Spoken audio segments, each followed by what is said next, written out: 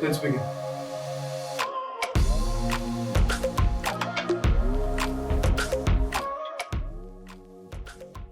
During World War I, a surprising event took place. It was Christmas of 1940, when British and German soldiers, despite orders to keep their distance, came together out of their bunkers to celebrate Christmas.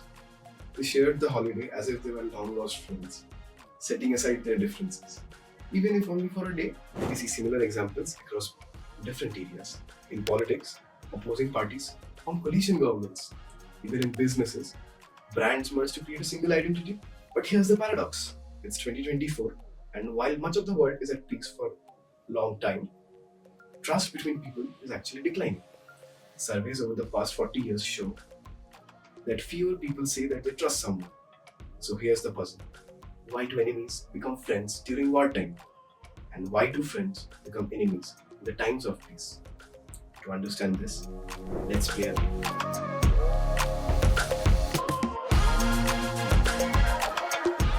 The Prisoner's Dilemma was developed by Melvin Drescher and Merrill Flood at the Rand Corporation in 1950. The game uses the principles of game theory to illustrate decision making and trust. Here is how it works.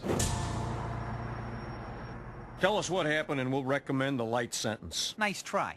But I happen to understand a little thing called the prisoner's dilemma. Is that so? You have no physical evidence of a crime, so you can only convict us if one of us rats out the others. And since we're all aware of that fact, no one will rat out anyone, and we'll be free in a matter of minutes. It was all Dilbert. I told him not to chop the body up, but he insisted. He said that's how he gets rid of all his victims. Oh, hi, Dilbert. Alice? The payoff matrix looked like this. If both cooperate, each serves 5 years. While if one betrays, while the other cooperates, the betrayer goes free and the one who cooperates saves a life sentence.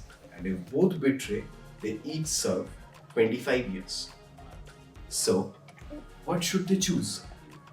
Rationally, they should both choose to defect, which is both choose to betray.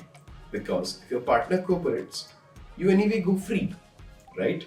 And if they betray, you avoid being the sucker who cooperates while the other defects and can go free. We can apply this analogy to students as well. If two students help each other, they both benefit, leading to better understanding of the topic and maybe better marks. If one helps while the other doesn't, the helper sacrifices time, resources, while non-helper benefits without reciprocation. But if neither helps, both miss out on the potential of mutual improvement. So the question is it better to help other or focus on self-preservation?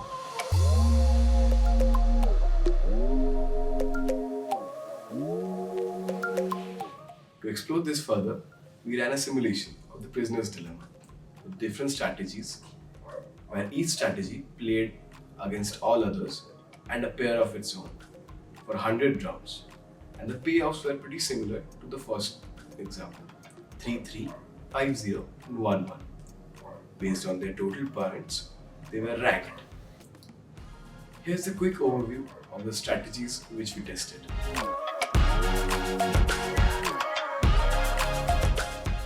So there are 6 strategies, starting with always cooperate. The good soul that always cooperates, no matter what its opponent does. Then we have always defect. This is the bad guy who always betrays. We have tit for tat. He is the guy who lives with virtue, just like the Greeks and Roman. Responds with defect only when the opponent did that in the last round, followed by strategist.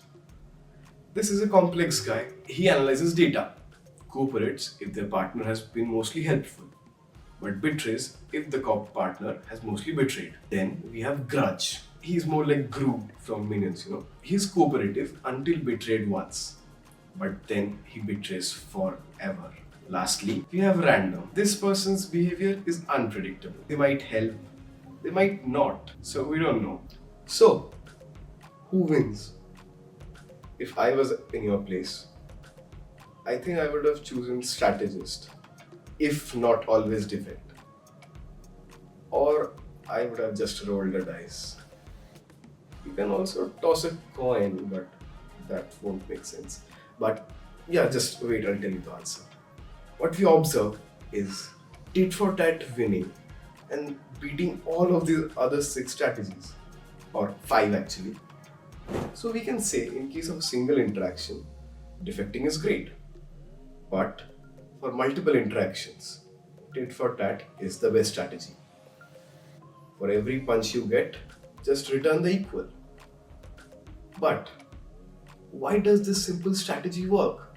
Our results reflect the finding of Robert Axelrod, who ran a similar tournament years ago. Axelrod invited 15 strategies to compete over 200 rounds, and tit for tat emerged as a winner in his tournament also, with the highest mean score. Looking at the top performers, he noticed that all of them shared few common traits. First, niceness. They were never the first to defect, and they focused on their own score rather than trying to harm the opponent. Second, retaliation. If faced with defection, they responded immediately, and thus were not a pushover. Forgiveness was the third one. After a single defection, they followed with cooperation and avoided endless cycle of mutual betrayal. Fourth, simplicity.